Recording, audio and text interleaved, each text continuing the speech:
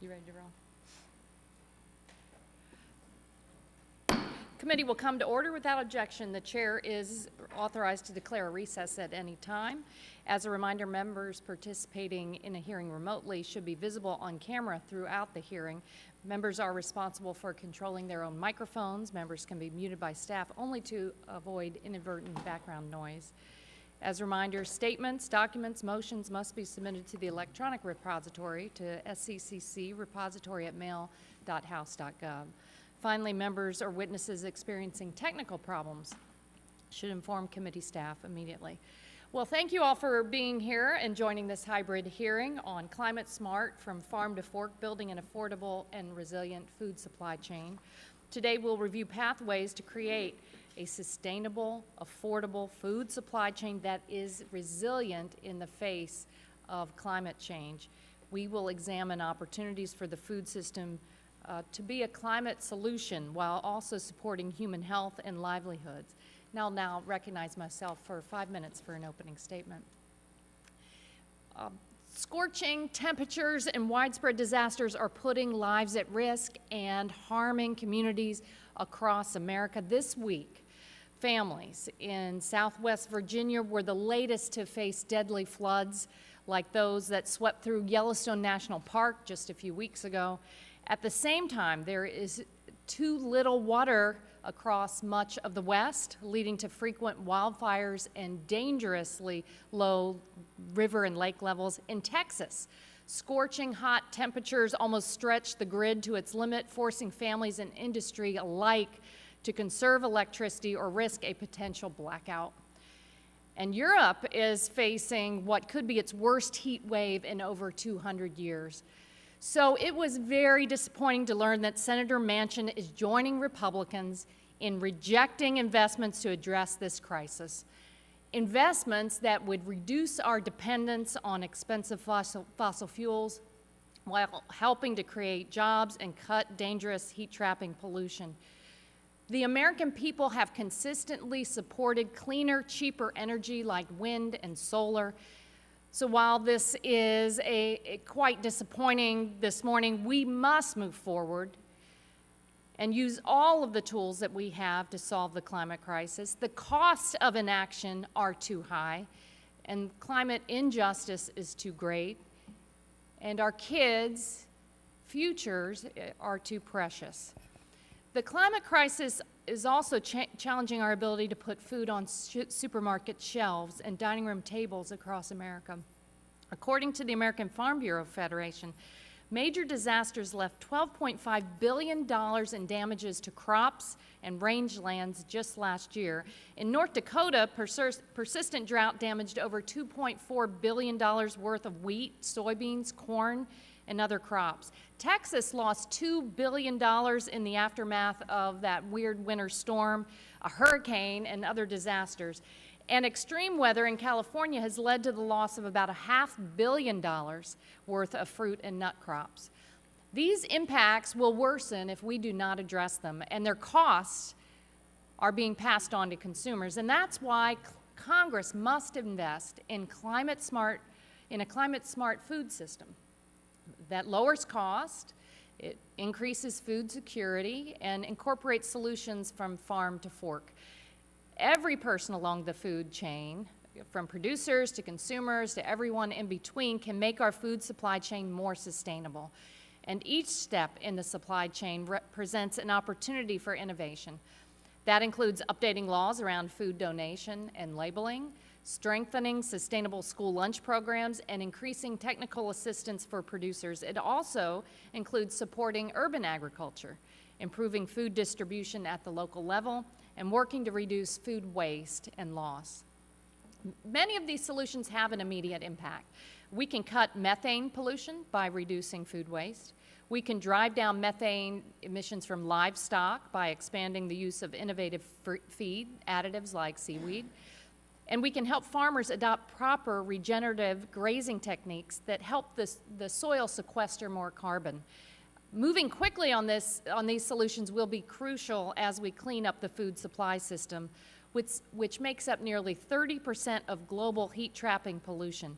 And it will help us make progress on reducing biodiversity loss, deforestation, degraded soils, desertification, and water scarcity.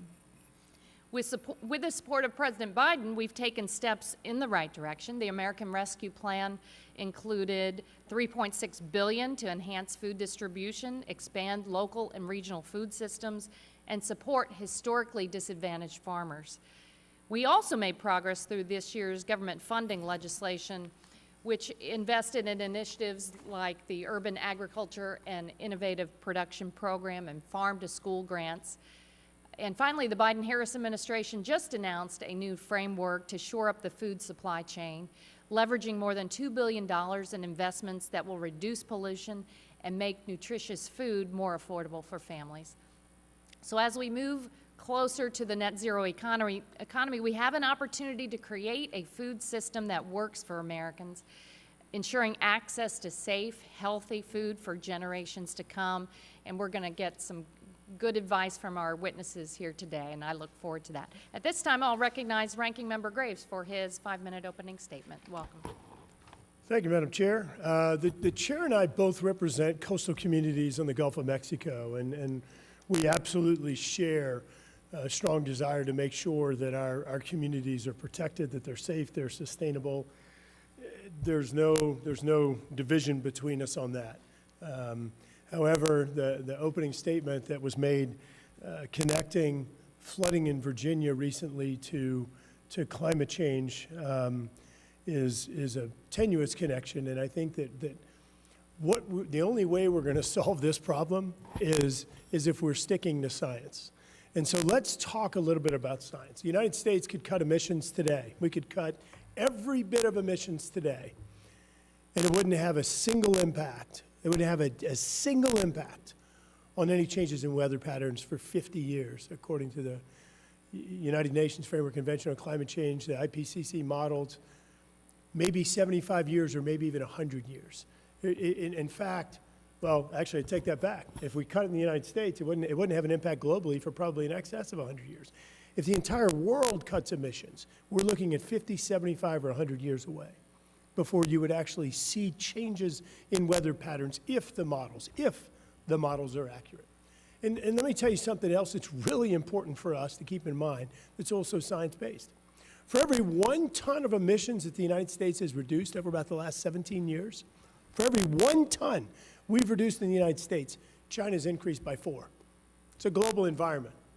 We're headed in the wrong direction, even under the Paris Climate Accords. China gets to increase their emissions another 50% between now and 2030, despite the fact that today they're releasing more than the United States, the European Union, Japan, South Korea. Look, we can sit here and talk all day long about all these, we can sit here and say all these things and make people feel good.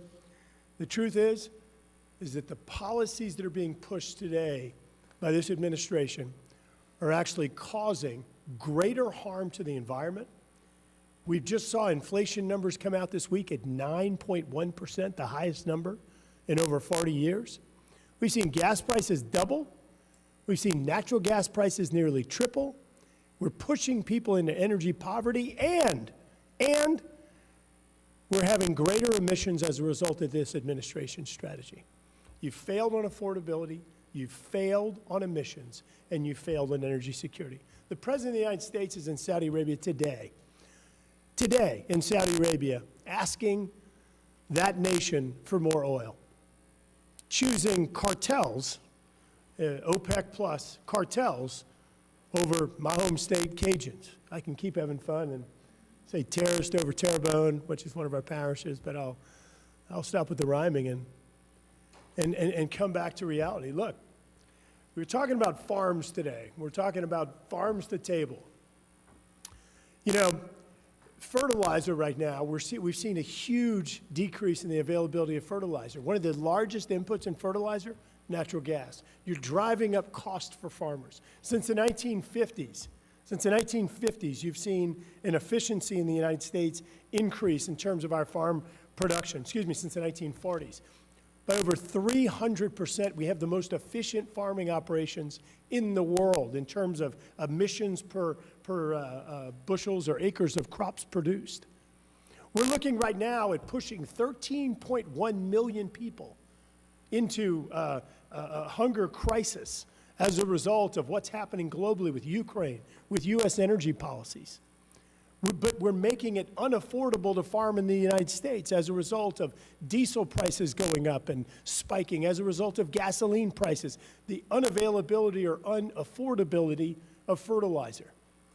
This administration's energy policies are causing all of these problems. And the thing is there's a solution. The solution is, as we've shown, as science proves, more domestic energy production actually results in lower global emissions because we produce it safer with cleaner emissions than virtually anywhere else in the world. Just this week,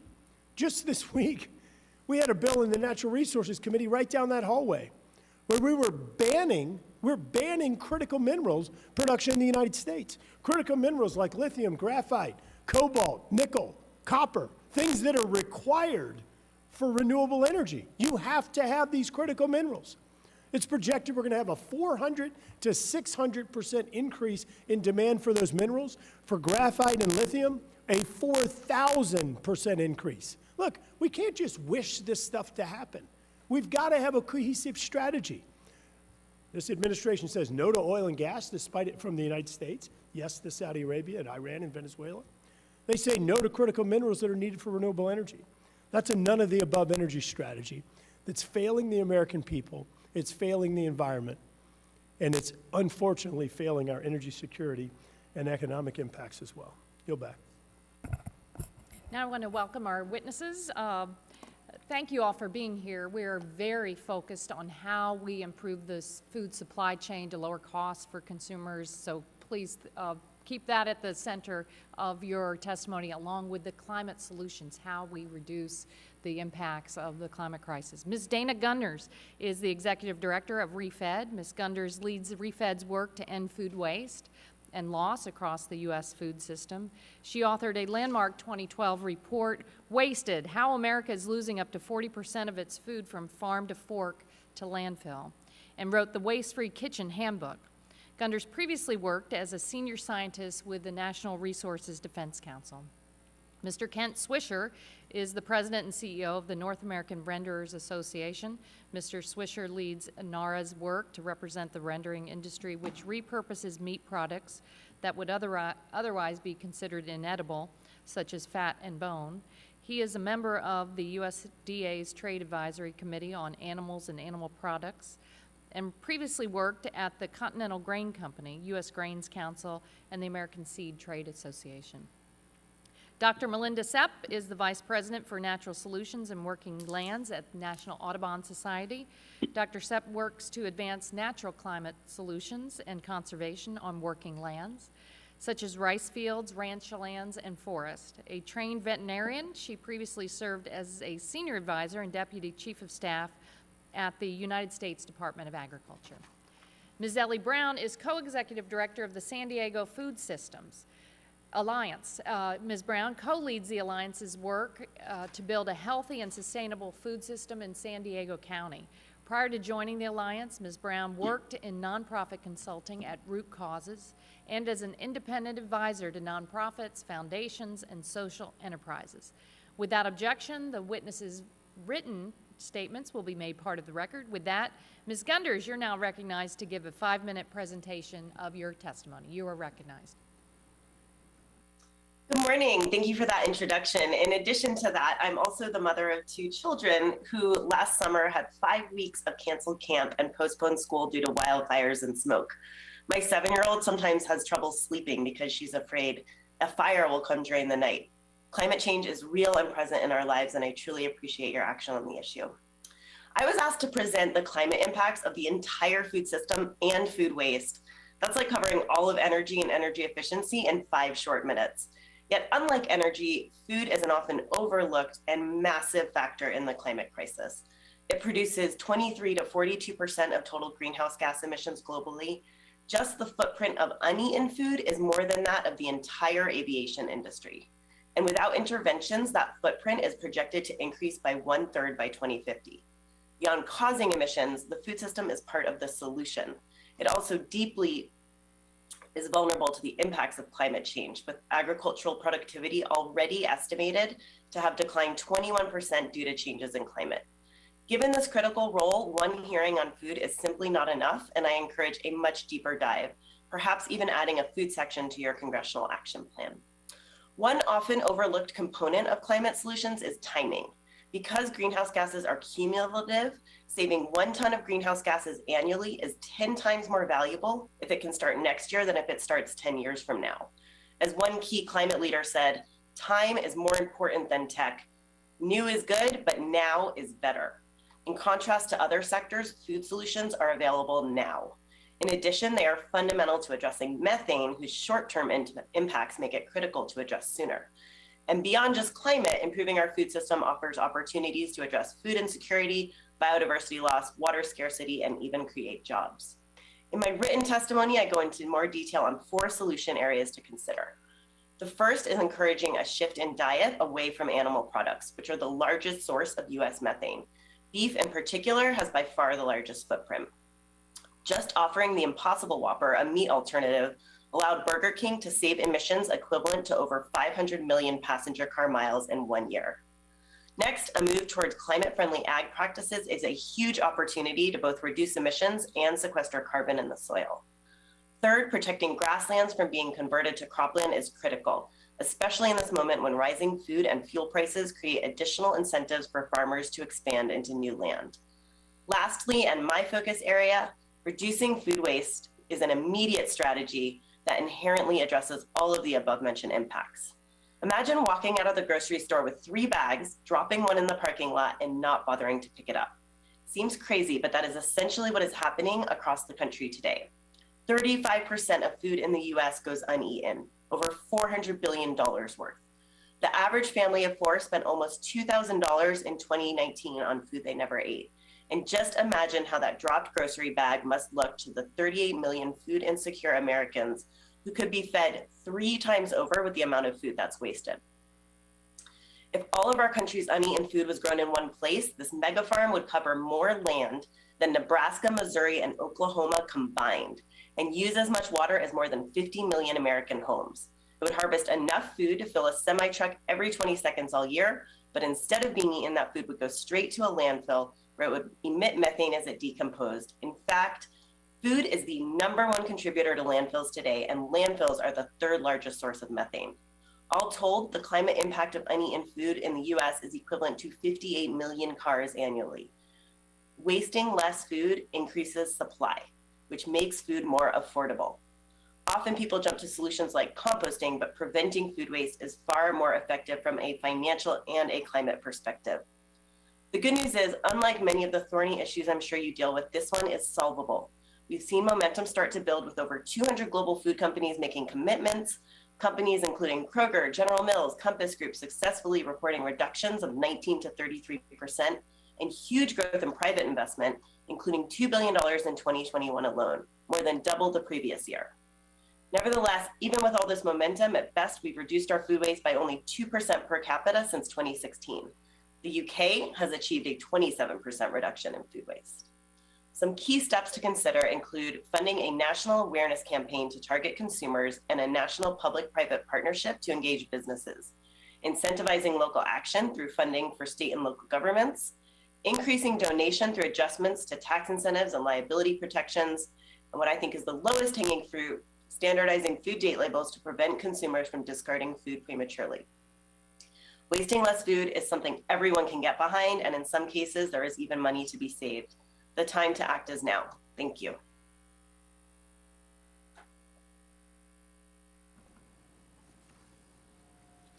All right. Thank you. Thank you for your testimony. Next, Mr. Swisher, you're now recognized for 5 minutes to give a summary of your testimony.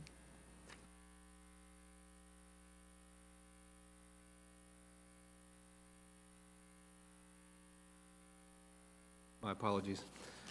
Good morning, Chairwoman Castor, Ranking Member Graves, and members of the Select Committee. I'm Kent Swisher, President of the North America Renders Association. Thank you for the opportunity to appear before you today. NARA is the trade association representing the interests of the rendering industry in the United States and Canada. NARA's 32 member companies operate 178 rendering plants and represent over 95% of the North American production. The industry includes independent renders, many of which are multi-generation family-owned companies, as well as integrated packer renders that process only their own animal byproducts. The rendering industry accounts for over $10 billion in U.S. economic activity and employs tens of thousands of people across the country in full-time jobs with benefits. Renders have operations in both rural and urban communities. Rendering is the cooking and drying of meat and other animal byproducts not used for human consumption.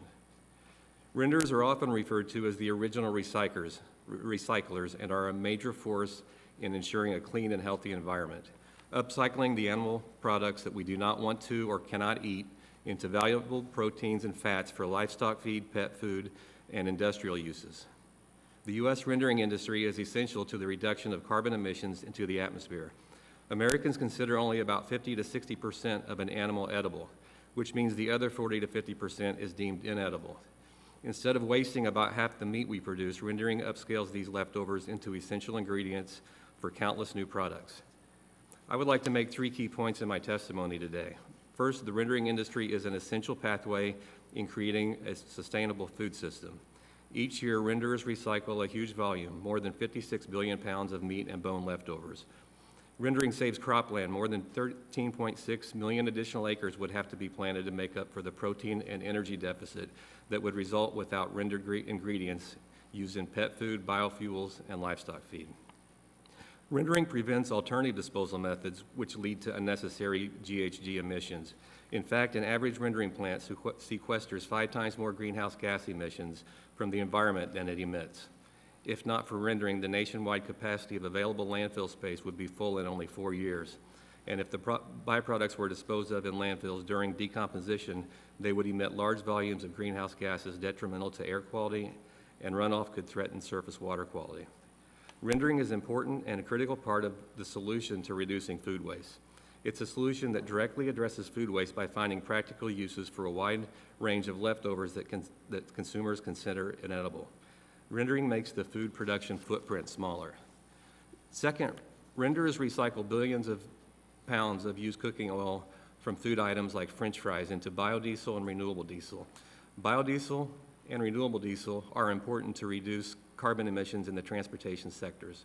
In 2010, EPA concluded that biomass-based diesel produced from used cooking oil and other recycled waste greases reduced life cycle greenhouse gas emission by 86% compared to 2005 petroleum emissions.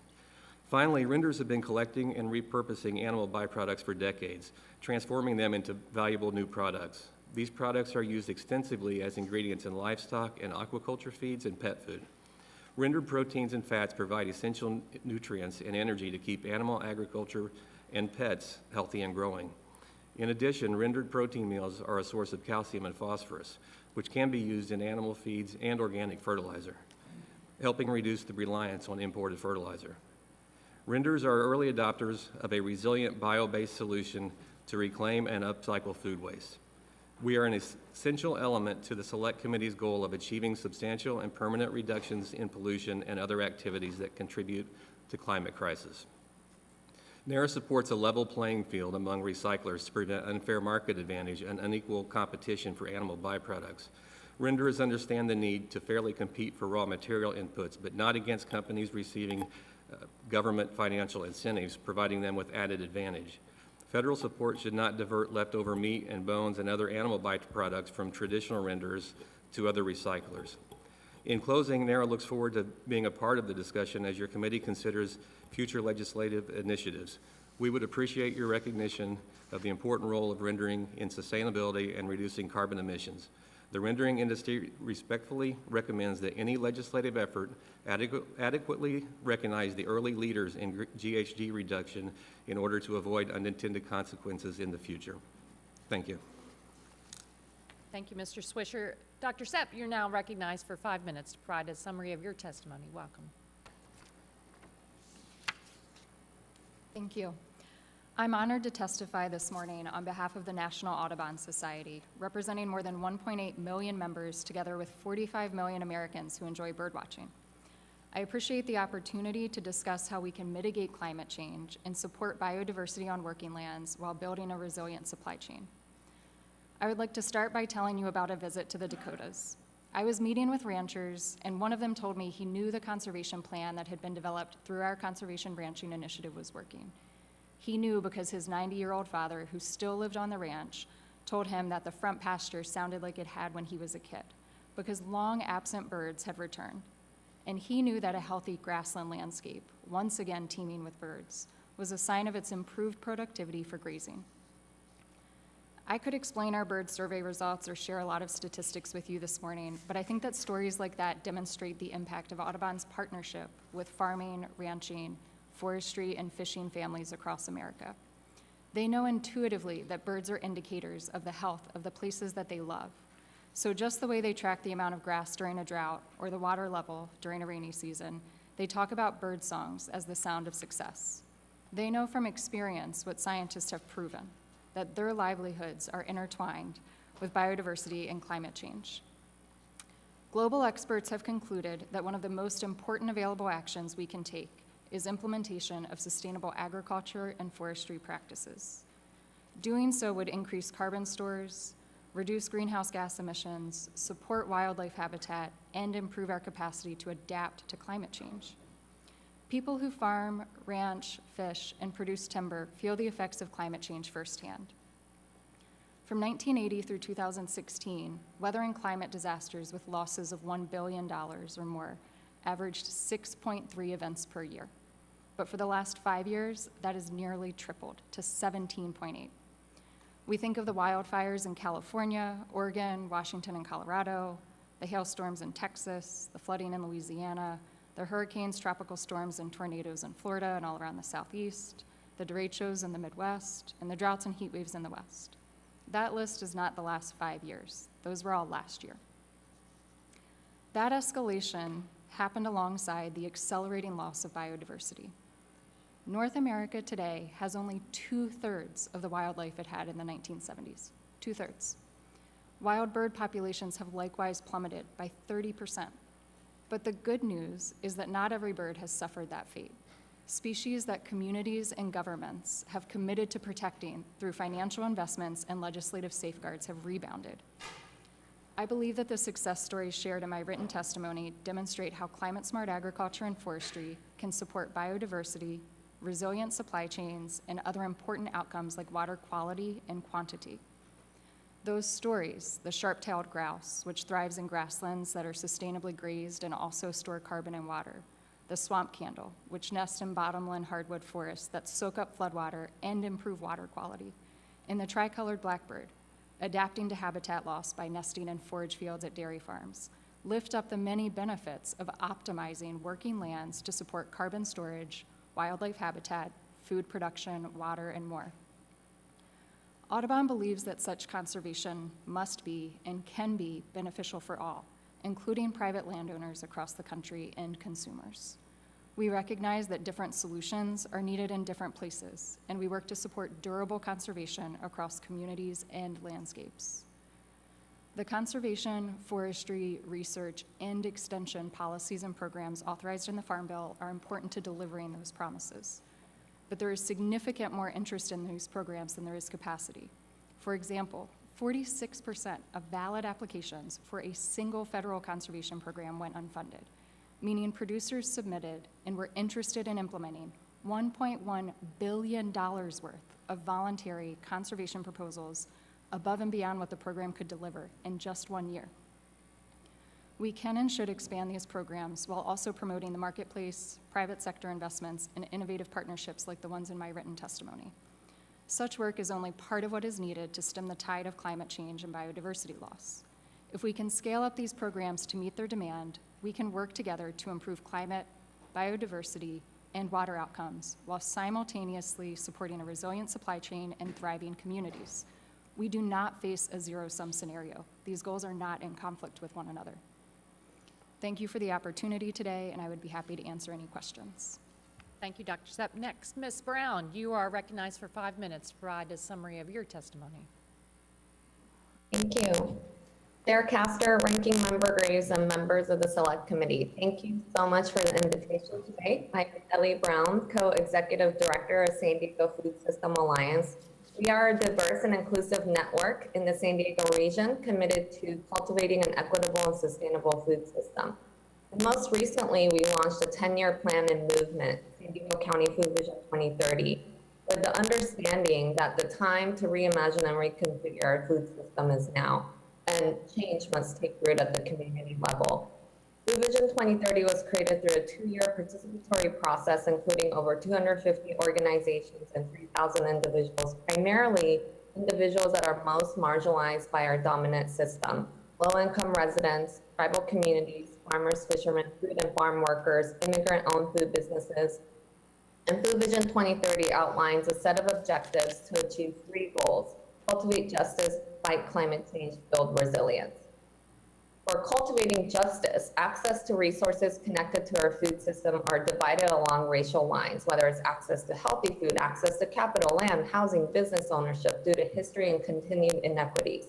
Second, fighting climate change. As Dana pointed out, the truth is our industrialized dominant food system is the biggest culprit to the climate crisis. And at the same time, a localized food system that regenerates and recirculates resources is the most natural way to go and truly is an impactful solution. Third, building resilience. The pandemic has truly disrupted the food system, increase in food insecurity, business impacts.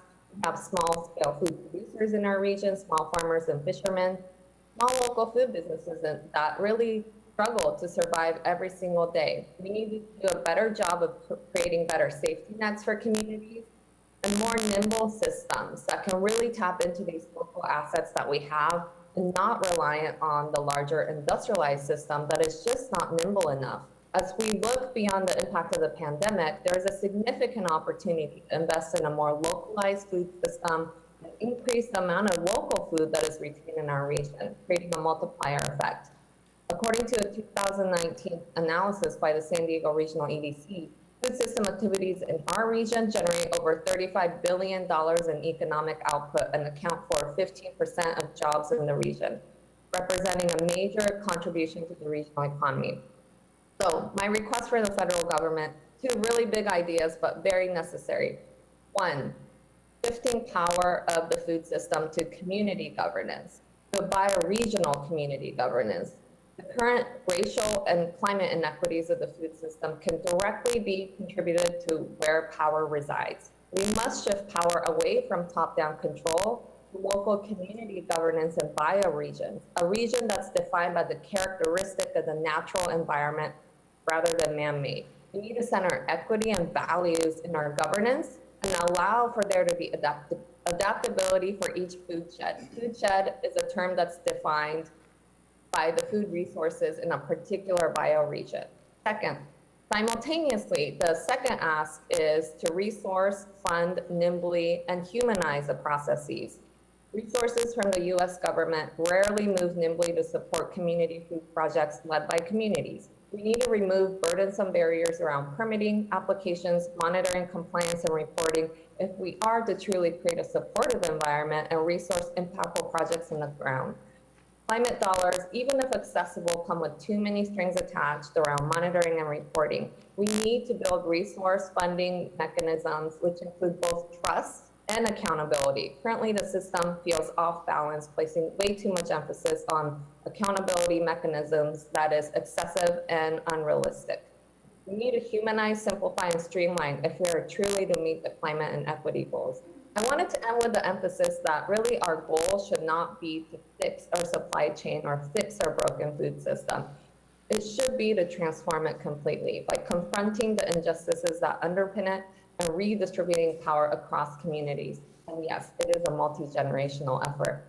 Our federal government is one of the most important stakeholders in this transformation, and I encourage all of us to approach this issue with open minds and creativity.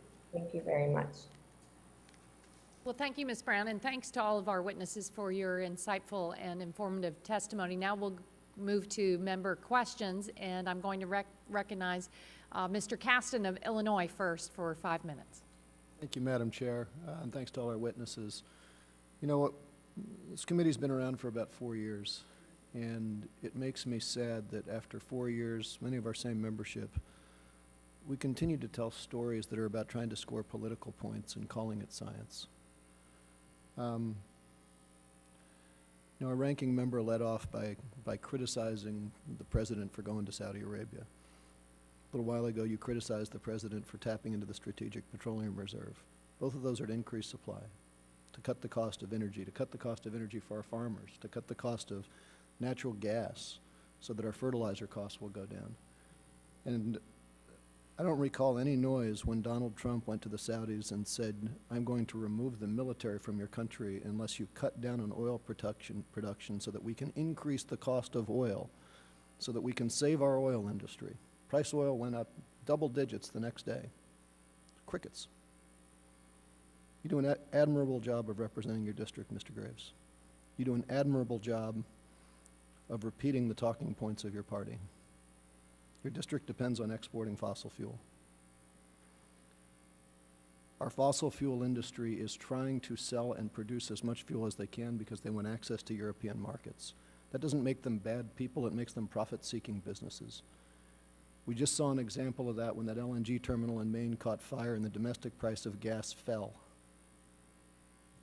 So what are we going to do for the people who matter? How are we going to actually lower costs? We're going to do it by decoupling from fossil fuel, by not being beholden to Vladimir Putin. We're not going to do it by scoring cheap talking points. So let's talk about the actual science here. If we are going to give a stable planet to our kids, to not have your kids staying home from school as a result of a wildfire, we have to not only stop emitting fossil fuel, we have to go backwards. We have to get back to 300 and 350 parts per million in the atmosphere. In order to do that, the only ways that I have seen that actually profitably take CO2 out of the atmosphere are in the agricultural sector.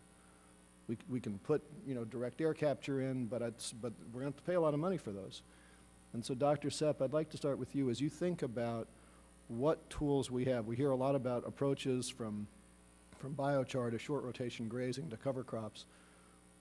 What are the ways that we can actually increase the wealth for our farmers that would reduce as much CO2 from the atmosphere as possible? Because we are out of time for politicking and we've got to start doing these things today. So if you were queen, what are the areas you'd like to see in the agriculture sector that we really focus on pulling CO2 out of the atmosphere as quickly as possible that makes sense for our farmers? Great question. Thank you, Congressman. I'd like to, if I can, kind of talk a little bit about the structure that's needed to implement the practices in addition to the practices themselves. And I just want to underscore so much of the type of conservation work and the type of sustainable practices that need to be implemented in the field at scale, not just kind of isolated, requires substantial technical assistance as you're learning to implement them. And frankly, right, like every field is different, every forest tract is different. So part of that really relies on having a strong technical delivery service and system. So whether that's the Natural Resources Conservation Service, the technical assistance funding and the staffing capacity that they have, state agencies, partners, including Audubon staff. You know, we have rangeland ecologists out in the field helping develop management plans and conservation plans. We have certified foresters on staff. So it's both about supporting the practice implementation, but also supporting the technical assistance so that local solutions and what works best for specific soil types and specific microclimates that folks are producing in is really able to be delivered. We've had, and I know I'm tight on time, we've got a program in Illinois where we've been paying farmers, allow them to reduce their crop insurance payments for every acre they put into cover crops. We've got a program to try to do that nationally. Do you have any thoughts and comments on that and how broadly applicable that might be for the country? Sure. So I'm happy to follow up with you and your staff on that specific bill. I'll admit just, you know, another anecdote. I'm from the Eastern Shore of Maryland. Maryland has a really great state cover crop program that, again, was intended to, you know, that one was developed with an eye to the Chesapeake Bay health and really resulted in a substantial adoption of cover crops across, at a voluntary level, across private working lands across the state. And there's certainly different models and different ways to work to scale that, so I'm happy to work with your office on that specific bill. But I think that creative solutions to make it financially feasible for producers to implement those practices across landscapes, not just in individual fields, is what's needed. Okay, I'm out of time. Thank you very much. And if anybody does have further comments with our office, I'd also be interested in thoughts on short rotation grazing and what that might do to improve soil health, but that's a longer conversation of time. I yield back, Madam Chair. Representative Miller, you're recognized for 5 minutes. Good morning. Thank you, Chair Castor. Thank you, Ranking Member Graves, for having this today. I don't think anyone on this committee denies climate change. Our world has been changing ever since it was created, and we now have the science in order to deal with it, and we are learning every day what we can do to change it.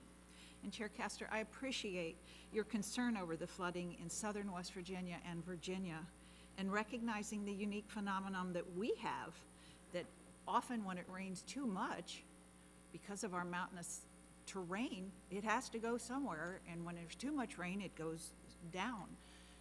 My community in Huntington had a flash flood because there were 4 inches of rain that hit somewhere else, and boom, there it was. And you know, my friends had 9 feet of water in their basements. So I think what we need to do is work together on proactive solutions that fit our individual communities instead of trying one-size-fits-all mandates. I'm a bison farmer, and I've owned Swan Ridge Bison Farm near Milton, West Virginia for the past 28 years. I'm also a member of the Farm Bureau. I understand things like episodic hemorrhagic disease, which occurs during droughts. I understand that sometimes the government does make suggestions or policies that end up not working, like multiflora rose as a living fence, which then became a nightmare later for farmers because they were fighting those multiflora roses all through their cropland. And I understand the lack of meat processing plants. I'm acutely aware of the struggles that our farmers and our ranchers face bringing their goods to the market. They often operate on such thin margins just trying to make a living, but they work hard. I've seen bad years where they face when the harvest isn't particularly good, and I've seen it when herds succumb to disease. As a farmer and a rancher, these things happen, and they're often out of our control. But there are some crises that we can play a role in fixing. Unfortunately, those bad policy decisions that have pushed inflation and gas prices and diesel prices to record high. Just this week, we learned that inflation last month was at 9.1%, the highest in 40 years. For our food supply chains to thrive, it must first have the resources to do so. That means ensuring that we're making it easier to hire drivers to fix the worsening trucker shortage, lowering fuel costs for both transportation and farm work, and producing more fertilizer here in the United States. It also means not allowing the liberal activists to dictate our energy and agriculture policies, but instead, why don't we listen and take some common sense approach that balances the needs of our people with conserving our country for future generations? Unfortunately, many of the people that live on both coasts, where there's just so much population, they don't understand that it really is flyover country that not only feeds you, but it heats you. Mr. Swisher, as a bison farmer myself, I'm aware of how important it is to make full use of the herd that we raise on our lands. Those who lived on the lands before us knew that they had to use every part of the animals they hunted in order to survive. And that's why I have such respect for your industry. In your testimony, you mentioned the high-tech process that some rendering techniques use. Can you explain the supply chain crisis that we're facing today and how it's impacted your industry, and whether that through deliveries or equipment shortages? Thank you, Congresswoman. Yes, the supply chain crisis has affected us in multiple ways. In one way, on our shipping of our products, so exporting our proteins, and we're highly dependent on the export market. We fill containers and ship product on containers, and of course you all know that there was a major issue getting containers to our plants, and containers were going back to Asia empty. when we have product to put in those containers. On the other side, you know, we move a lot of raw material into our plants. We have a huge trucking fleet. We have pickups at every grocery store you see. We probably have a truck going there picking up expired meat. Every restaurant, even up here on Capitol Hill, will have a vat behind the restaurant that used cooking oil goes, and our trucks pick up used cooking oil. So the cost of fuel, any disruptions in the supply chain affects our business on both ends. Can you explain a little bit how the rendering industry actually uses all the food that isn't consumed and what they do, and what are some of the top products that you create? And I think we'll have to take that question for the record. Thank you, I We're yield going to back my stay on. time. Thank you very much. Ms. Bonamici, you're recognized for 5 minutes. Thank you, Chair Castor and Ranking Member Graves. Thank you to our witnesses. The food supply chain is both contributing to and being harmed by rising emissions and climate change. In a 2021 report, the UN's Food and Agricultural Organization found that the food supply chain accounts for as much as 30% of human-caused greenhouse gas emissions. Last year, the Northwest cherry growers, including my home state of Oregon, they represent Oregon, Washington, Idaho, Montana, and Utah. They estimated that the heat dome event of last June and July resulted in the loss of about 20% of the state's cherry crop. That's equivalent to 4 million pound boxes that never went to market. I also want to recognize the passing of Sebastian Francisco Perez, a 38-year-old farm worker who died last year during the 115-degree heat wave in Oregon.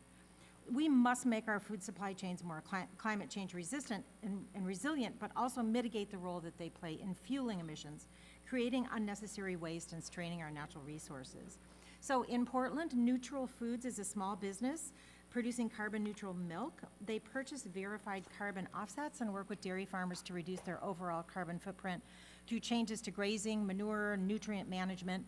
They recently applied for a USDA Climate Smart Commodities grant to expand their important work to tackle emissions from beef production. So I want to ask Ms. Brown, how can the federal government help small businesses and nonprofits that are seeking to address emissions in the agricultural sector to more effectively be able to access federal grants, and which federal programs have been most helpful in allowing you to meet your organization's goals? Thank you for the question.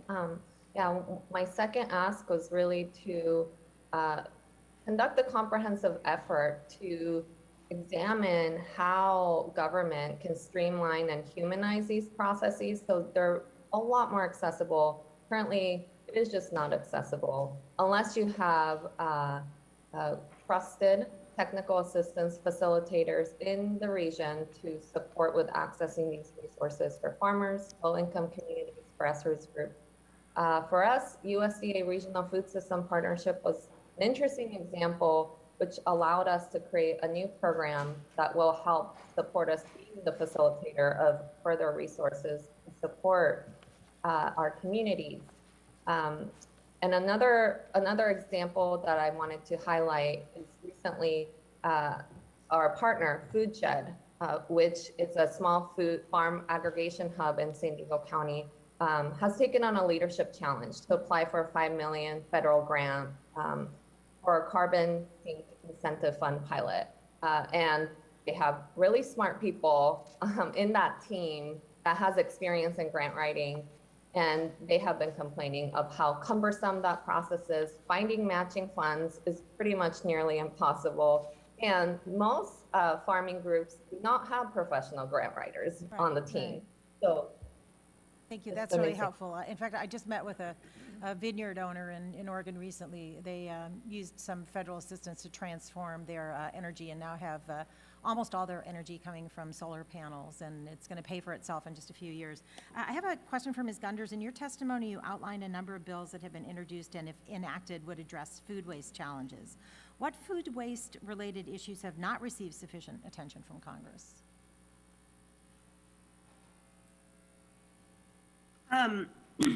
Well, I think the ones that are starting to receive more attention are the extension of liability protections for food donation. There's been quite a lot of attention towards food donation lately. What's not receiving attention is how to prevent the food from going to waste in the first place. You know, that whenever food is wasted, there's money wasted with it. So things like how much food is being wasted in food that is purchased by the federal government. Any sort of measurement techniques to understand how much does the Department of Defense, a huge purchaser of food, actually wind up throwing out, and all of the cost of that with it. So that's been something that has not received very much attention lately at all, or ever. I appreciate that, and I think it's important to note that in many places in this country, we have significant amounts of food insecurity, and we can do a much better job of aligning the food waste issues and addressing the serious problem of hunger in our communities. And I'm going to yield back the few seconds I have remaining. Thank you, Madam Chair. Thank you. Next, we'll go to Mr. Levin. You are recognized for 5 minutes. Oh, excuse me, my fault. Mr. Palmer, good morning. You're recognized for 5 minutes. Thank you, Madam Chairman. On the food waste, I'd just like to point out that a lot of food waste in our country is in our public schools, and a direct result of government food programs that began with the Obama administration. After Michelle Obama's nutrition program went into effect, there were over 1 million, almost 1.1 million school kids just quit eating school lunches altogether. And it's now estimated that roughly somewhere between 30 and 50% of all food in the public school systems is thrown away. So I think that needs to be part of the discussion. I'm also, it's interesting to me how, and both sides are guilty of this, of politicizing this, but the facts are the facts. And if it weren't for fossil fuel, we would have hundreds of millions of people malnourished and possibly starving to death. But the fact of the matter is, since we've introduced modern farming techniques that are fueled with fossil fuels, machinery like tractors, harvesters, planters, transportation vehicles, processing equipment, refrigeration, I mean, these are all things that are byproducts of the fossil fuel industry. Even though the world population has doubled, you can't see this, but the number of people who are dying from starvation has gone down, like a sinking ship. That's a good thing. And what we found is that when you introduce these policies that are being advocated for how we produce food and how we provide energy, it can have catastrophic results. Just look at Sri Lanka. You've got people marching on the government capital because in Sri Lanka and the Netherlands, we've just seen this, of the dire crisis that government mandates create.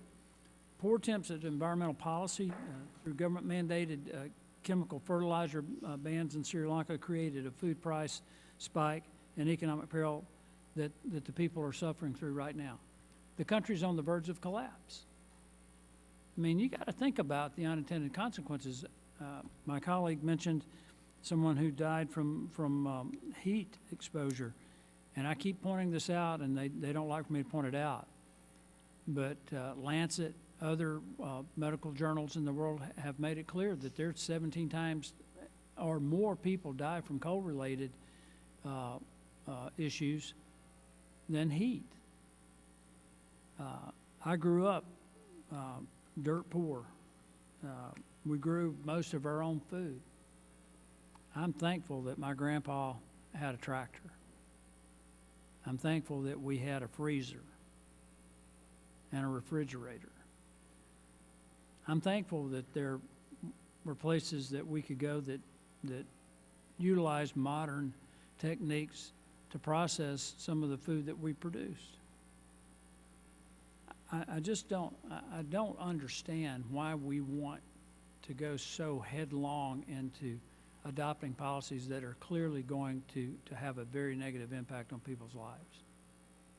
That's astounding to me. It's almost like we have people who think that we need to enforce some form of population control and that might include starvation. I'm not accusing anybody of that. I'm just saying that what's happening in Sri Lanka is, I think, evidence of going too far, too fast. Mr. Swisher, I appreciate the work that you're doing. I just wonder if in your efforts in food rendering and the work that you're doing, if you've contacted the public school systems to get access to the food that's going out in the trash cans every day.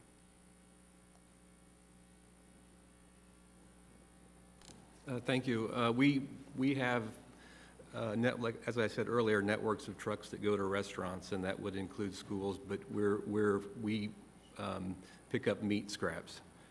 So the meat scraps from any commercial establishment or restaurant would be a place that we would visit and recycle that material.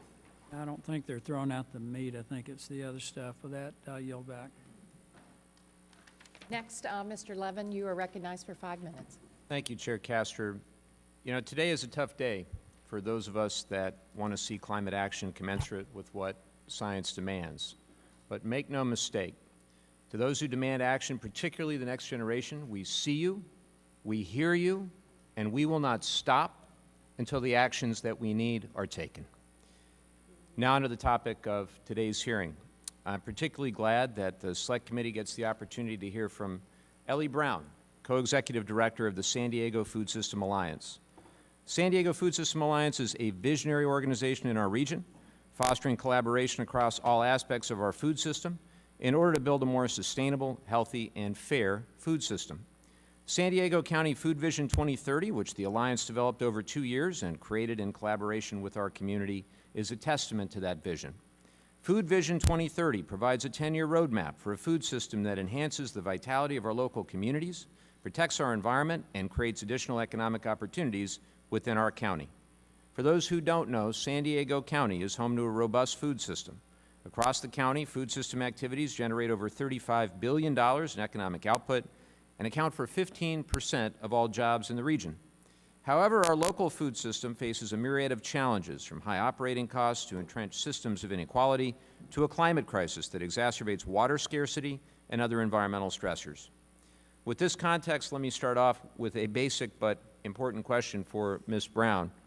Given all the challenges farmers and other producers in our region face, why is a strong local food economy and agricultural sector key to San Diego's success? Thank you, Congressman Levin. It's an honor to be here to represent San Diego and our work in our region. As I mentioned, $35 billion in economic output.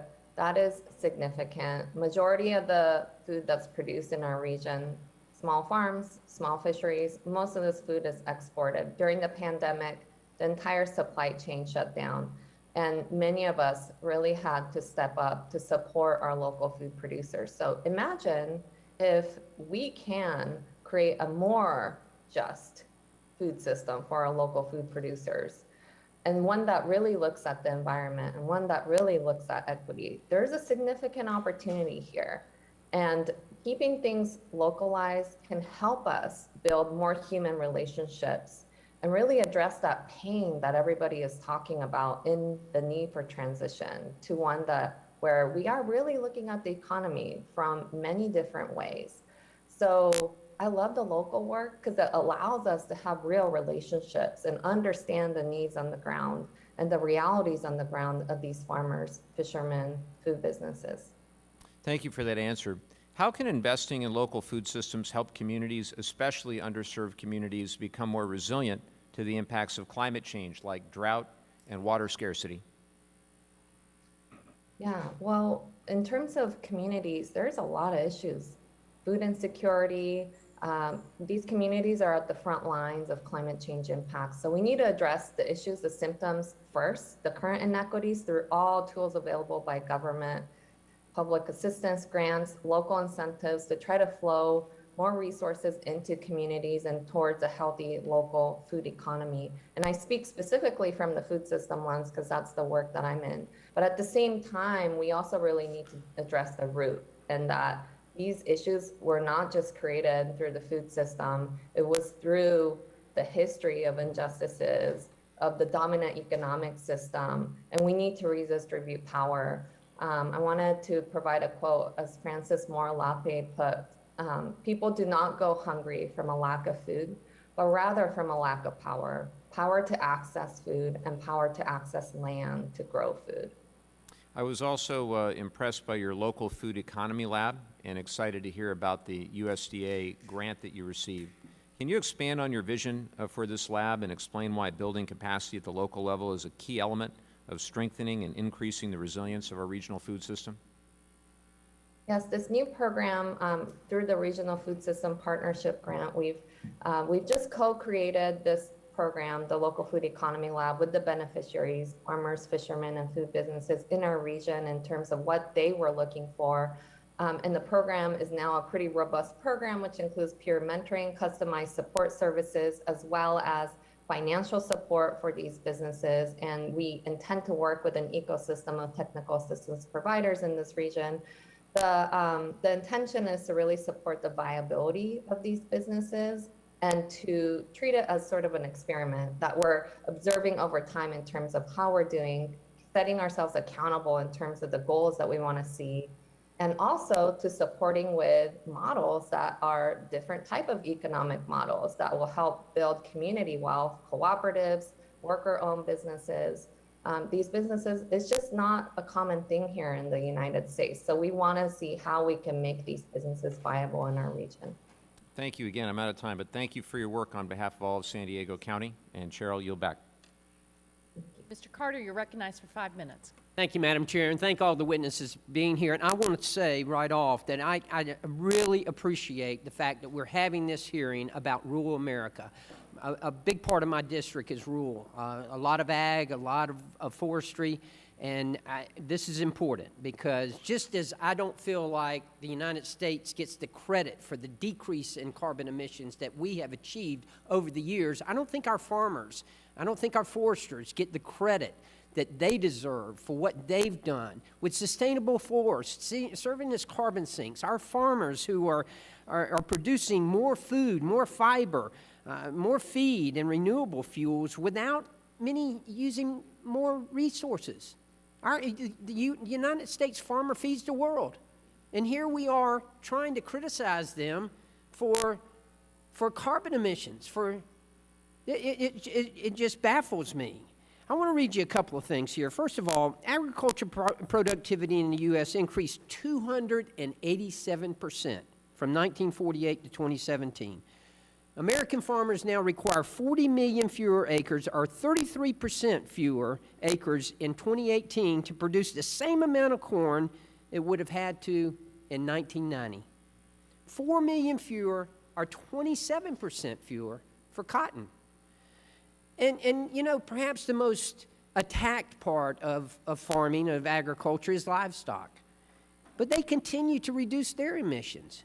Emissions per unit of beef production have declined 8% since 1990, 18% unit of pork, and 25% unit of milk. Even the Secretary of Agriculture, appointed by President Biden, the Democratic Secretary of Agriculture said, and I quote, "I do not think we have to reduce the amount of meat our livestock produce in the U.S., and a significant percentage is exported. It's not a question of eating more or less or producing more or less. The question is making production more sustainable," end quote. That's the Secretary of Agriculture. The Democratic Secretary of Agriculture said that. American farmers are part of the solution. They are not part of the problem. Mr. Swisher, I appreciate you being here, and I want to start by saying that one of your members is located in my district in Alma, Georgia, in Bacon County. I've visited there often and am quite impressed with the work that they're doing there. But when I was listening to your testimony on the magnitude of animal byproducts that are recycled every day across the U.S., it reminds me of the critical role that renderers play in the sustainability of animal production systems by utilizing nearly all of the byproducts, almost all of the byproducts from the production of meat. And in addition to preventing waste, they're also providing sustainability produced inputs of multiple of consumer products we use each and every day. So let me ask you, can you talk about some of the key inputs that renderers provide for the supply chain that would not exist without your industry? Yes, thank you.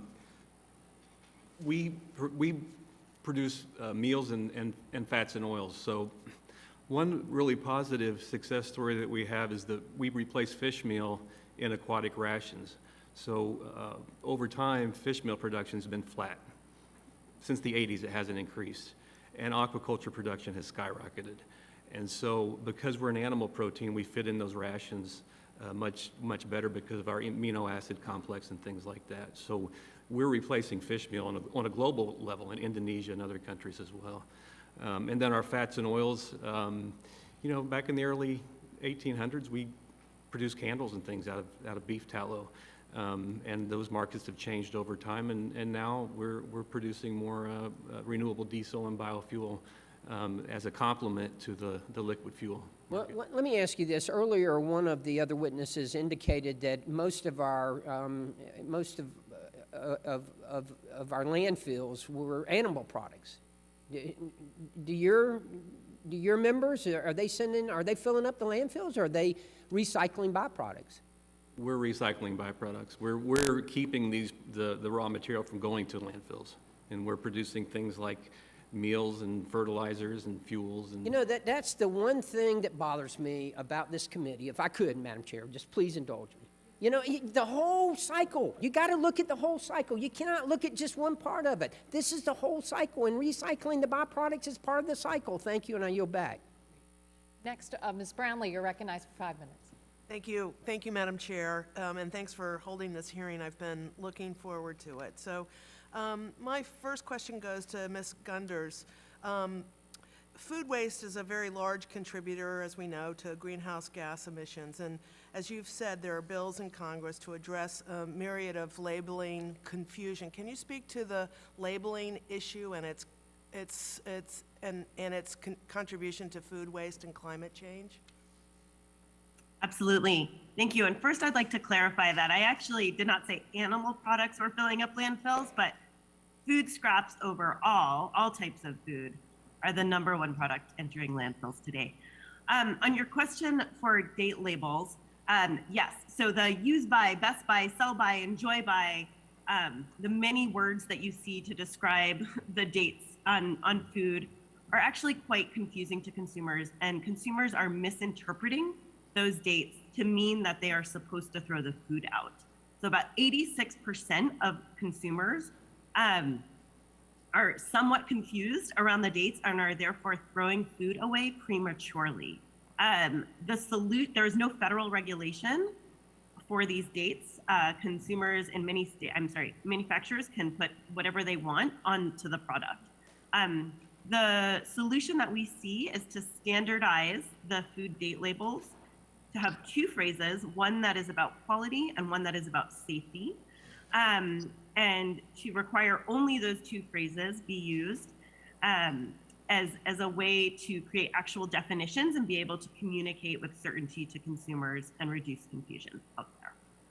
There is a bill that is currently introduced in this Congress to create that standardization. There is an industry voluntary agreement, and much of the industry is actually behind this change, including companies like Unilever. Thank you. Thank you for that. And staying on the same subject of labeling, what impact do you think labeling restrictions on alternative proteins, milks, and cheeses may have on their adoption, and how important is adoption to combating climate change?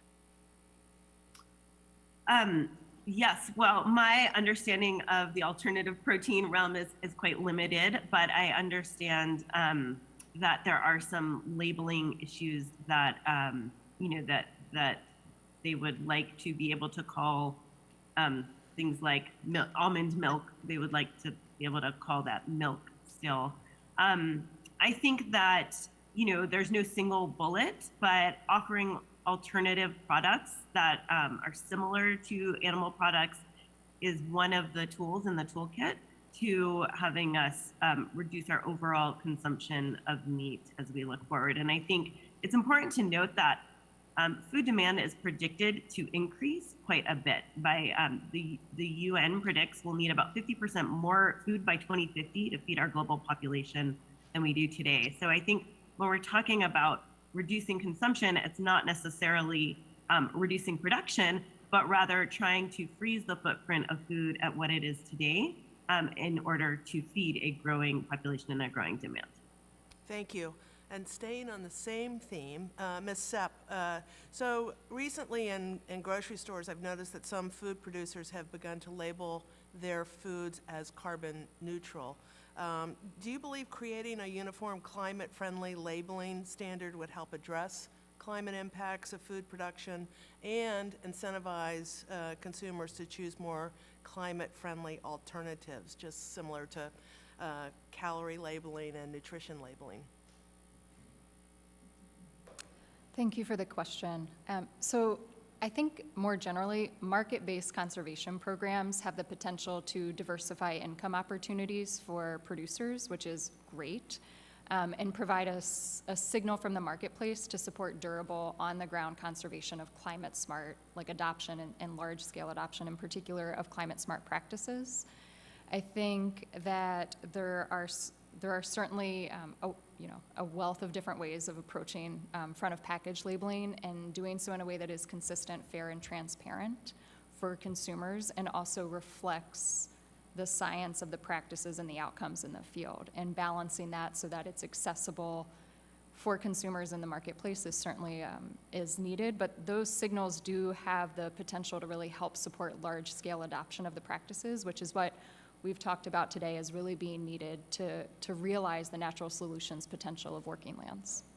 Thank you with that, and I will yield back. Thank you, Madam Chair. Thank you. Representative Graves, you're recognized for 5 minutes. Thank you, Madam Chair. Madam Chair, I want to respond to some comments that were made earlier. First of all, comments were made that President Trump asked Saudi Arabia to cut oil production. I read the same reports, and that was in April of 2020, and I want to make note that oil prices at the time were actually in the negative range. They were in the negative range. So if we're going to sit here and we're going to talk about oil prices, let's do that. Except for maybe I won't do it. Yeah. Can you come hold these for me, Huffman? So look at what's happened with gas prices. This is during the Biden administration. So we were talking about prices. My friend was talking about prices when they were negative. Literally, the oil futures were negative. And so, yes, he did go to the cartel and ask them to cut production so we could continue to have energy production in the United States. And here's why. We have some of the lowest emissions in the world for units of energy produced here. Why would you want to kill that industry? So this is what's happened during this administration. So to suggest that there were issues with that conversation, fascinating. Now, look, I don't have a crystal ball. As Mr. Huffman will tell you, I'm not even very smart, but this was January 27th of 2021, okay? Last year, January of last year, I could recognize what was going to happen with energy prices. And I said then, as a result of the executive orders and the other actions the Biden administration was taking, we're going to have higher electricity bills, higher prices at the gas pump, lost revenue sharing for hurricane protection, flood control, and coastal restoration in my home state of Louisiana, Alabama, Texas, Mississippi, and others. Higher delivery costs for products being delivered all across the United States. More dependence on foreign energy from China, Russia, and Iran and other countries. A net increase in global emissions as a result of getting energy from other countries and offshoring services. Got to tell you, that's batting 1,000. That's better than I ever did in college. So, I don't think that this stuff is really rocket science here. In fact, it's so much not rocket science, you can make a cartoon off of what's happening right now, as somebody apparently did. President Biden saying, we don't want to pollute the air with our fossil fuels, so then he's going to Saudi and saying, can we use yours? It's exactly what's happening right now. This is completely baffling to me that that's what we have going on. That's what we have going on. Now, last thing is this right here. This is a letter from Senator Cantwell, Senator Menendez, Senator Markey, and Senator Schumer. Just read this one. The current run-up in world oil prices is effectively a tax on every American family's discretionary budget, except that the money goes to the OPEC cartel rather than the U.S. Treasury. Couldn't agree with them more. I want to highlight this word tax, because when you go back and you look at, at this one right here, that's a tax. The President of the United States said that no one making less than $400,000 was going to get a tax. Cantwell, Schumer, Menendez, and somebody else. Markey, thanks.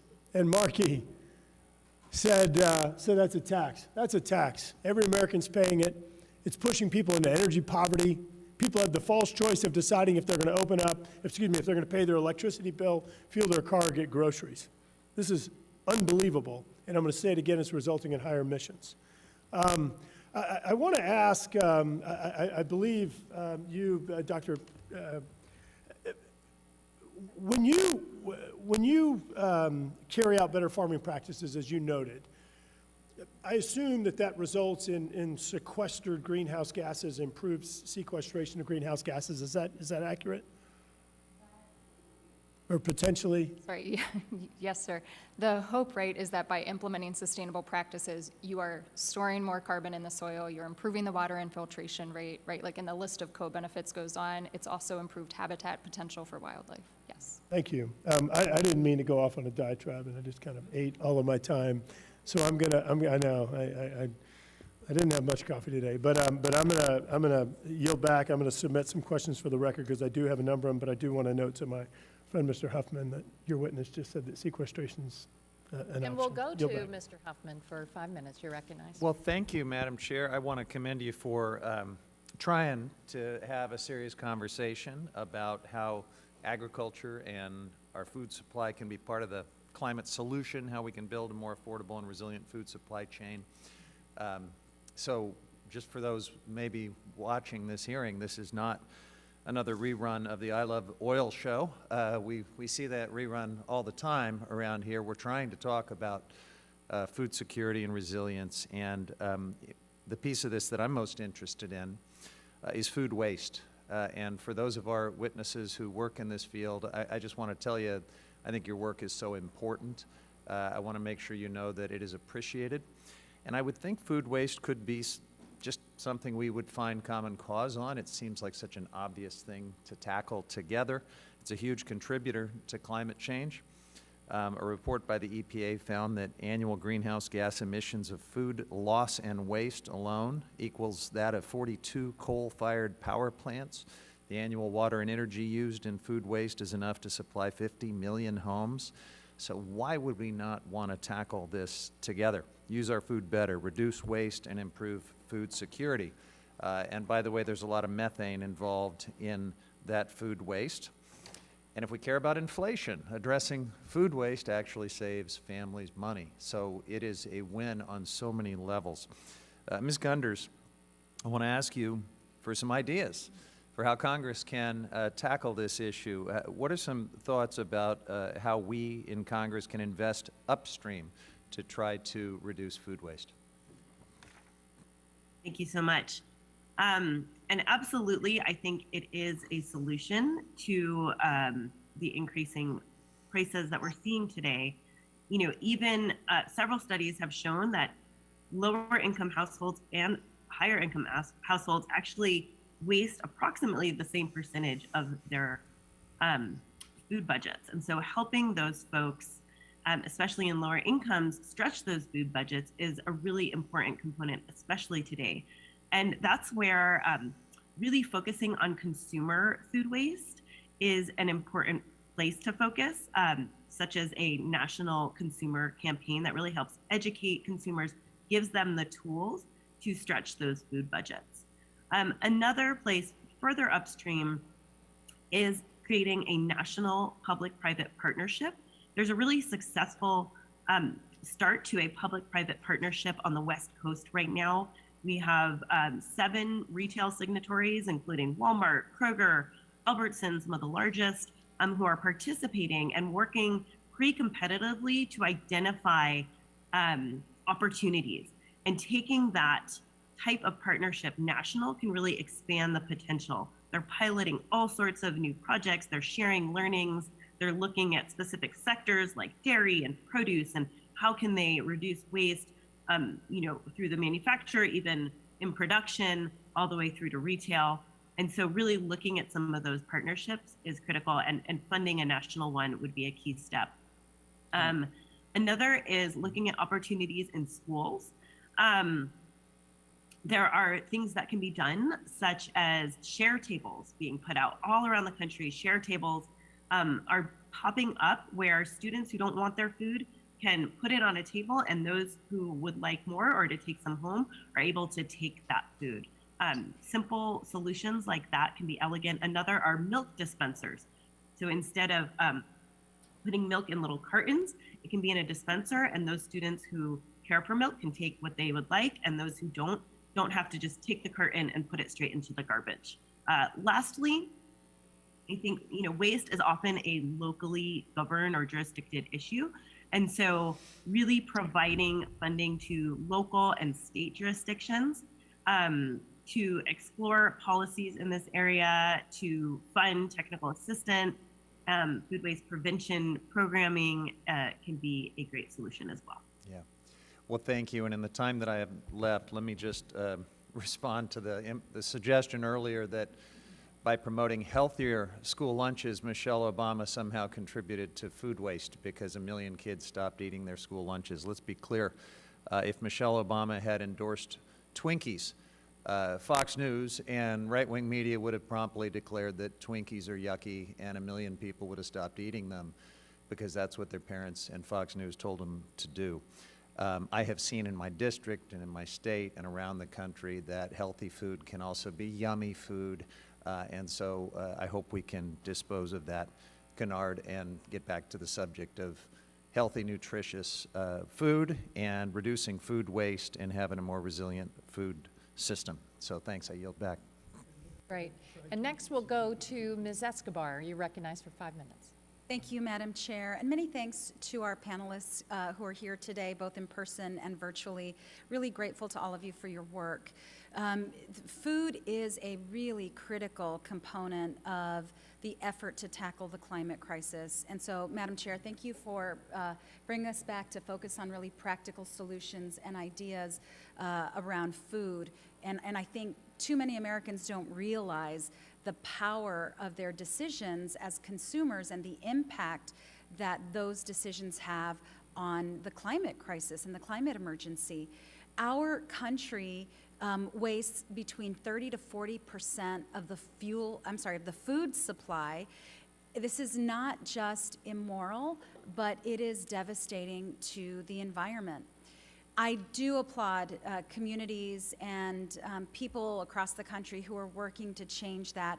In my own home district of El Paso, Texas, we've seen a rise in urban farms, such as Fossil Face Farms, helping tackle food insecurity in our community and helping educate the community by showing individuals how to farm and garden effectively at a low cost.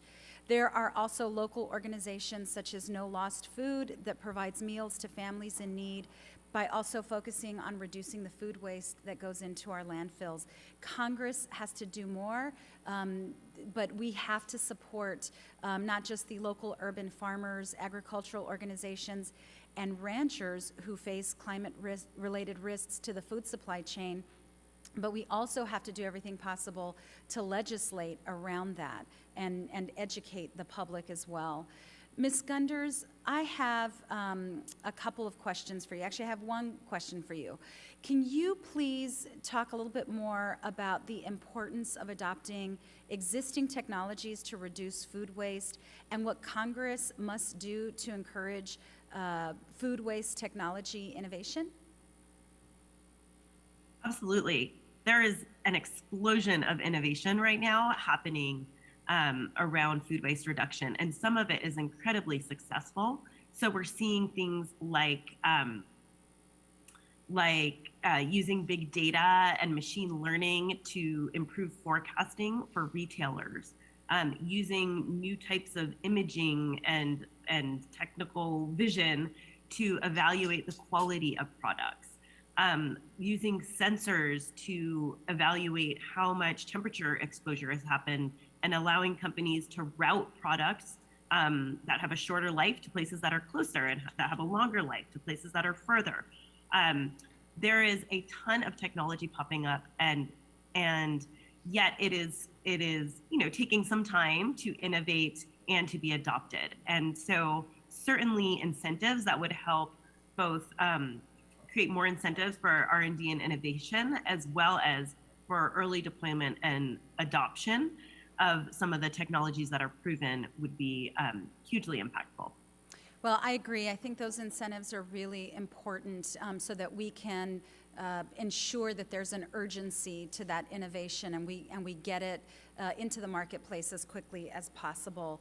I have a question for Ellie Brown.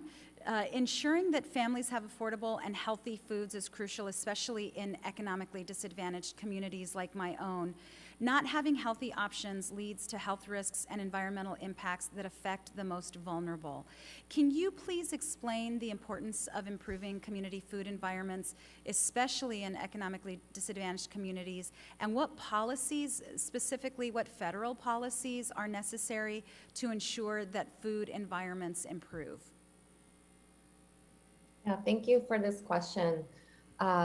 Really, the reality is that our current dominant food system, that is one that is very top-down, fuels chronic disease.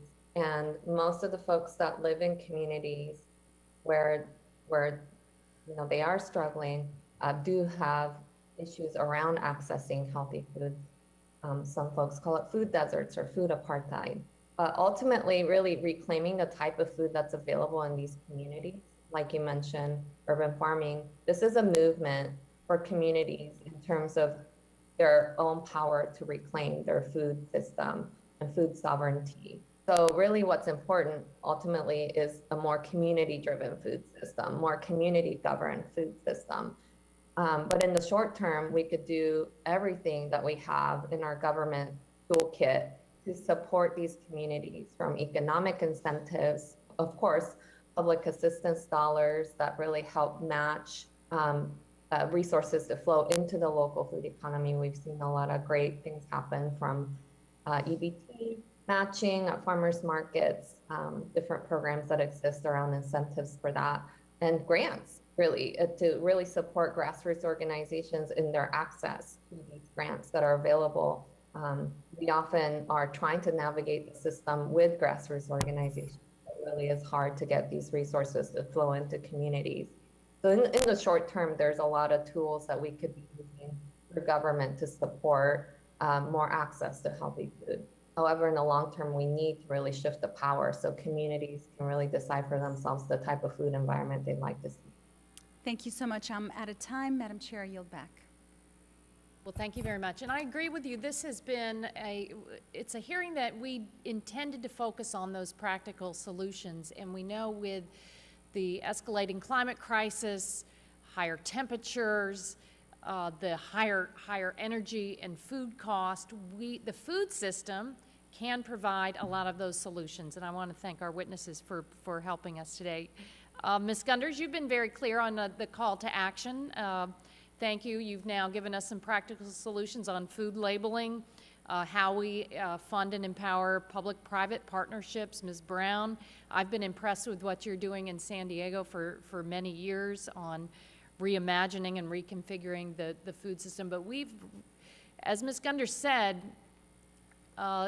the innovative technologies are exciting, but we need action right away. And one of the solutions I think we need to add to the list and talk about is preventing the conversion of cropland. I see it in Florida as population growth and other stressors try to expand into critical areas. You want food and everything produced nearby. So, Ms. Gunders, what's the most important right now policy at the federal level to ensure that we're more efficient on the cropland we have now and we don't continue to convert that cropland to other uses?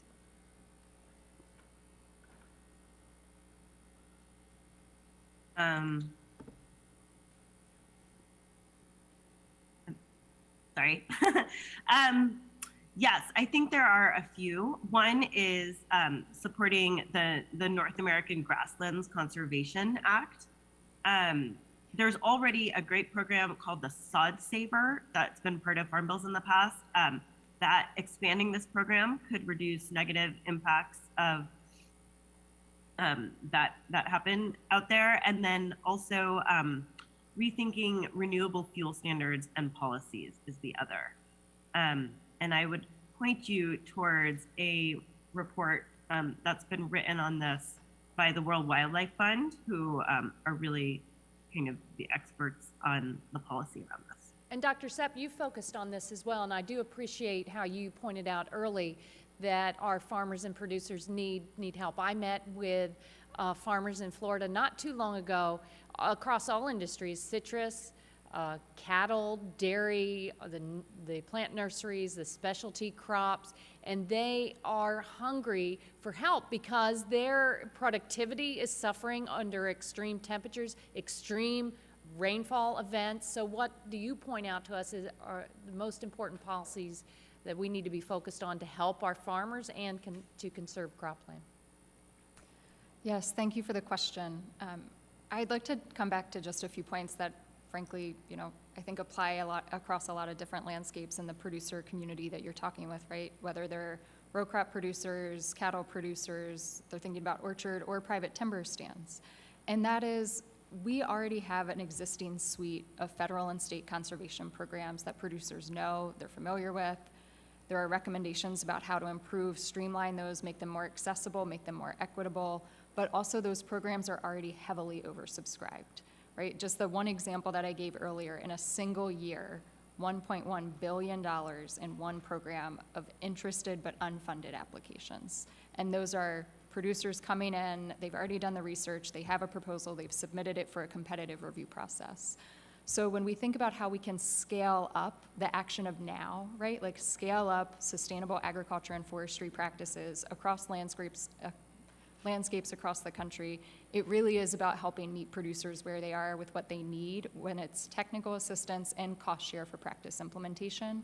And then I would say also recognizing the value of the private marketplace. So that's back to the opportunity around some of those market-based conservation signals to really think about how those can connect and tie in with increased revenue and share of profit for producers. Thank you very much.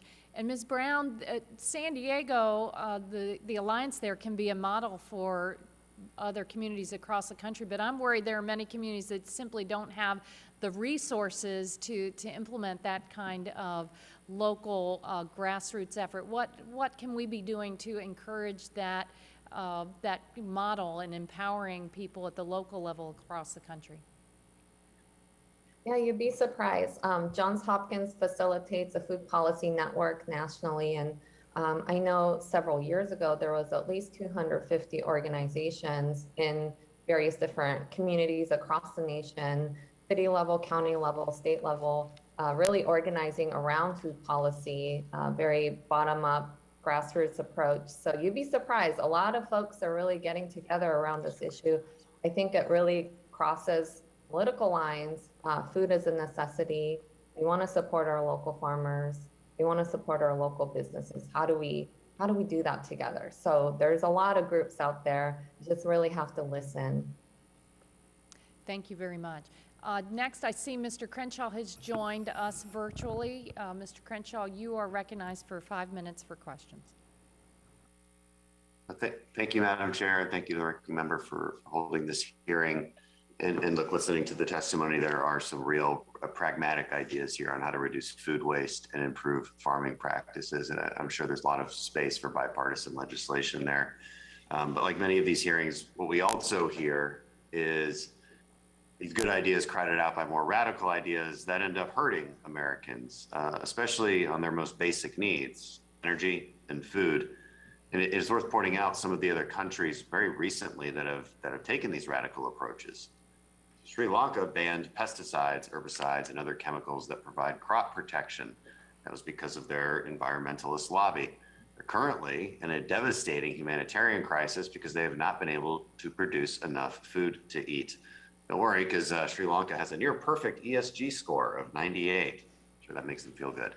Environmental groups sued the Netherlands into enforcing a limitation on carbon emissions in their country. Now, the Netherlands is bound by their Supreme Court into enforcing this, and it started enforcing bans on agricultural emissions. To meet that goal, the Prime Minister said the only way they can do it is to cut cattle by 30%. So you can imagine what's going on in their country right now as there is an uprising and a potential food shortage. In the United States, the EPA has said that the Supreme Court won't stop them from pursuing hardline emission targets for industry, which suggests that the EPA is going to try to use a little-known authority called Section 115 of the Clean Air Act to enforce the emissions targets set out in the Paris Climate Agreement and potentially put us on the same track as the Netherlands and Sri Lanka. When it comes to crop protection and the EPA, the crops going unharvested lead to an increase of both carbon and methane emissions, and they often go unharvested because of damage caused by pests and disease. The EPA is restricting crop protection products, restricting natural gas production for fertilizer, constraining the production of chlorine through restrictions on both of the ways we produce chlorine, and restricting the use of several other commonly used herbicides and pesticides. But Ms. Gunders, this question is for you. Without immediately available, affordable crop protection products, do you anticipate that farmers increase the number of unharvested products? I apologize that I'm not super familiar with various crop protection laws or regulations, but I do. You don't need to be. I mean, just to be clear, I mean, it's a basic question. If you don't have the materials necessary to fend off pests, then do you think you're going to have more unharvested products in the fields, which is a concern of yours, of course? I do believe that crop protection plays a role in protecting crops, and therefore, yes, certainly saving crops from pests can help lead to more harvest. And you've indicated that crop waste leads to higher carbon emissions. You make a good argument for that. So these products would be good and helpful in reducing carbon emissions overall. Would you agree with that? I'm not trying to trick you here. I promise you. I know that's what it feels like. I do believe that a certain level of crop protection can help lead to full utilization of crops that are grown. Thank you. And on the subject of food prices, these actions that I've been talking about are increasing costs for Americans. And I want us to continue what we know how to do. And we know how to do this actually pretty well in this country. Pursue environmental goals and promote human flourishing at the same time. We can protect people while also producing enough food and energy for Americans. I truly believe that, and I yield back. Thank you. Great. Well, I'd like to thank our witnesses for your testimony today on how we build a climate-smart food system and lower costs for our neighbors and lower pollution from farm to fork and build a more sustainable food supply chain. Without objection, I'd like to enter into the record a July 15th, 2022 letter from the Biotechnology Innovation Organization in favor of investments and policies supporting agricultural innovation as a climate solution that helps farmers and ranchers be resilient in a changing world. And without objection, all members will have 10 business days within which to submit additional written questions for the witnesses. I ask our witnesses to respond as promptly as you're able. Thanks again, everyone, for joining our Climate Smart Solutions from Farm to Fork hearing today. The meeting is adjourned.